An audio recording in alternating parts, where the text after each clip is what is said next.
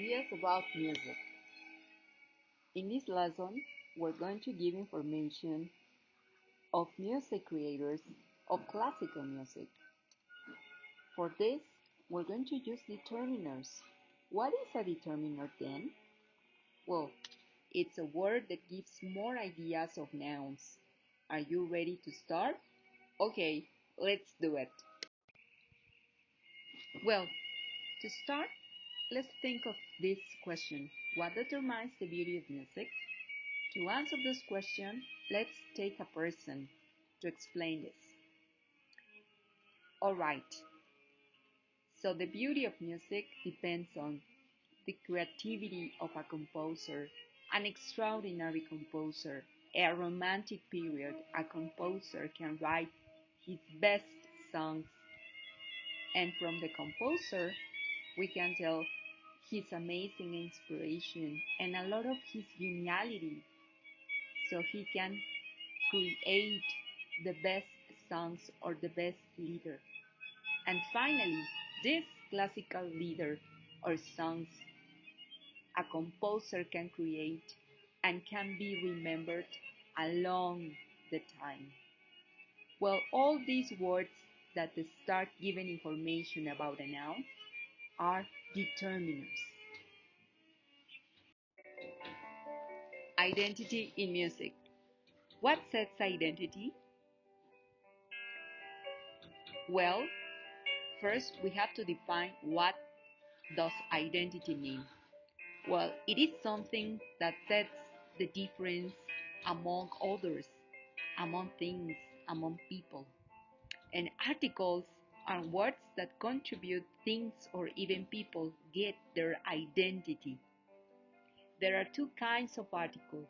Definite, when we use them to indicate the identity of a noun, of a person, of a thing. As the example given here, the entire creation of the piano concerto. This concerto you are listening to in this moment. The prelude in C minor of Bach. Isn't it beautiful? Well, what is the identity? It's the piano concerto. Then, the indefinite articles. We use them when we don't know the identity of a noun. Examples: classical music gave audiences a complete idea. What idea we're talking about here? We don't know. So we don't know the identity. We don't know the general thing they are referring to, the idea. But what happens when there's no need to use the articles? Well, we don't need to talk about the identity of things or of people. Then we don't use articles. We are making here a generalization of ideas. We use no article at all when we want to express an idea as a whole, as if it were part of something in general. Example: romantic composers loved a good story. Here, in this sentence, we don't use article. We don't need it because we are talking about the romantic composers of the whole world. And another example, opera incorporates the elements of not only singing, but acting, dancing, costuming, and more. Opera, we're talking about the opera in general, as the one you are listening to in this moment. Belle Nude or Nude de Mort of Hoffmann, Offenbach. And you are listening to an excerpt of the film Life is Beautiful. Hope you've seen this beautiful film. Life is beautiful. It doesn't need an article in the beginning of this expression because we're talking about the life as a general. Life is beautiful. Demonstrative music. To demonstrate something, we need to use words that indicate the distance or proximity in time or physical space. And we have to define whether it is plural or singular. For example, romantic composers were very focused on melody. Many of these melodies are so catchy that they are still popular, as the one that you are listening to of Tchaikovsky, Waltz of the Flowers. Show its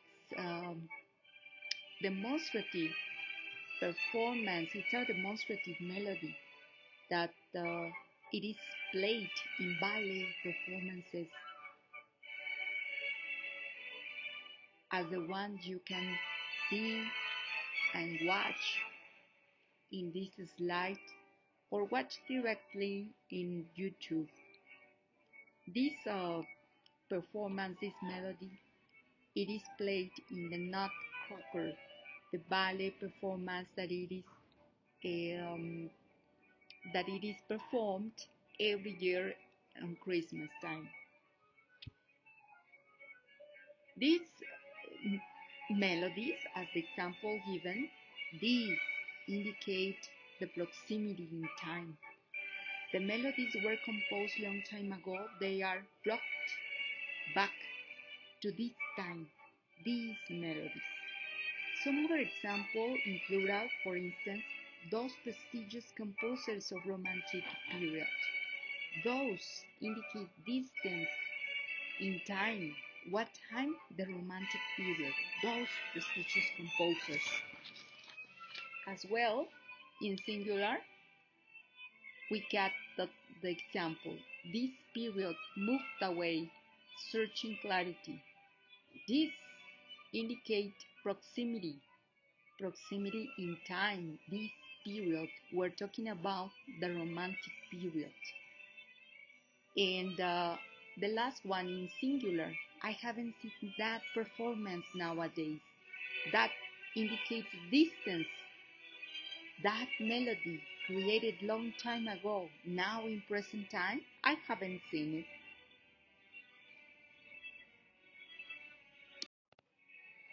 Now we're going to discuss about music possessions.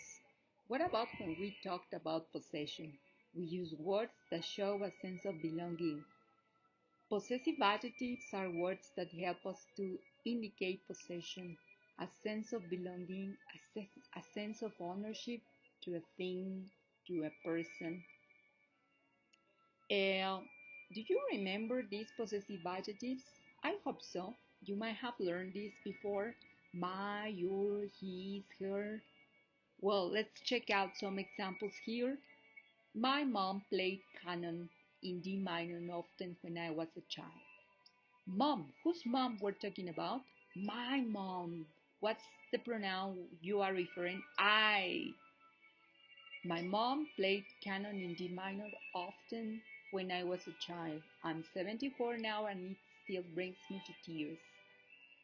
The canon melody you are listening to in this moment, played and performed by this amazing orchestra. Some other example here, for instance, Weber was a renowned opera composer during Romantic period. His parents, Franz Anton and Genoveva, were both professional musicians. Whose parents we're talking about? Weber's parents, his parents. Well, now it's time to talk about quantifying music. When we refer to number of things to count the amount of something, we use quantifiers. These words are used to expressing or numbering things. We start up from 0, then we go from the bottom to top, increasing and decreasing and increasing the number or the amount of things. Let's see some examples. For instance, let's start with the 0 number. No melody was lack of creativity. and emotion. No melody means all melodies were full of creativity and emotion. Okay? And then let's see the next one. When we want to refer a little amount of something or a little or some numbers of something, very few composers in the Romantic period did show little commitment with Baroque genre. Very few composers, that means several, one, two, three, we don't know the number, but it refers that there are a few of them, some of them. And then what about little commitment? We use little when the noun is not a quantifying thing, it's uncountable. Remember? Commitment. How much commitment? A little. How many composers? Very few. Then the next, for instance, not much. There was not much noise. The same again with commitment. Noise. How much noise? Noise is an uncountable noun. There was not much noise interfering during the greatest opera performance. Then Franz Schubert composed many instrumental works. How many instrumental works? Many. A lot of romantic composers inspired patriotic sentiments. How many? A lot. This is the performance you are listening to in this moment of Mozart, the Turkish March. Well, it's time for practice. Here you are given a paragraph about Ludwig van Beethoven, one of the most representative Romantic period classical music composers. What's the task here? What's the instruction? Well, you have to identify all the terminus you can find here in this paragraph. Ready? Well, let's start it. Let's continue with the practice. Here, we are going to identify the reference. So remember, determiners indicate more information about the noun. They are kind of reference for nouns, for things, for people. So what's the instruction? You have to identify the reference of the noun. The determiner is making reference, of course. Well, let's check the example. Ah, the first example, the first sentence. Franz Schubert was like a 19th century Billy Joel who is best remembered as a prolific songwriter. Ah, 19th century Billy Joel. Ah refers to 19th century Billy Joel. Ah again refers to prolific songwriter. Now it's your turn to find the reference of the next determinants. Well, this final practice is a thing, determining the best for music. So here you are given an excerpt of this historical information about classical music in its romantic period. So you are given options to complete the paragraphs. What determiner best complete the ideas? Ready? Okay, let's start it. If you want to know more about classical composers, you can check out this link. You won't regret it. Classical music, well, something that you cannot forget. Classical music inspires, doesn't it? Well, hope you learned a little more this time with determiners. See you next lesson.